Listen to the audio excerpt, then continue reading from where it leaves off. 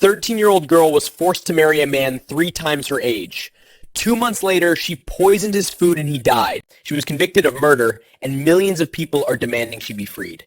So, here's what went down in rural Rajasthan. India in 2021, Anika was 13 years old when her family arranged her marriage to a 40-year-old man named Rajesh. In some rural parts of India, child marriage is still practiced, despite being technically illegal.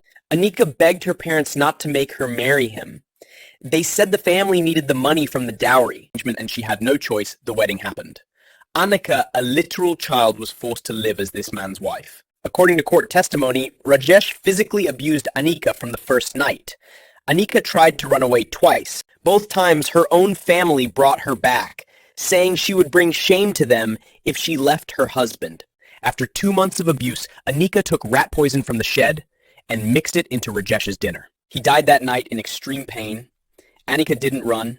She told her family what she did and why. They called the police. At trial, Anika's lawyer argued this was self-defense from a child who had no other way to escape ongoing abuse. Prosecutors argue that poisoning someone's food while they're unaware is premeditated murder. Regardless of circumstances, the judge acknowledged the horrific abuse, but said under Indian law, murder is murder. Anika was convicted and sentenced to 10 years in a juvenile facility. When the case went public, it sparked massive protests across India. Women's rights groups demanded her immediate release. Online petitions got over 5 million signatures saying she's not a murderer. She's a child who defended herself the only way she could, but others argue that if we excuse murder because of abuse... Where does it end? Poison is premeditated, not self-defense, Anika.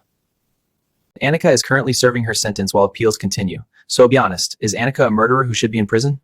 Or is she a child, victim who had no other escape from a 40-year-old abuser? Comment your thoughts. Because this case is what happens when culture, law, and childhood collide.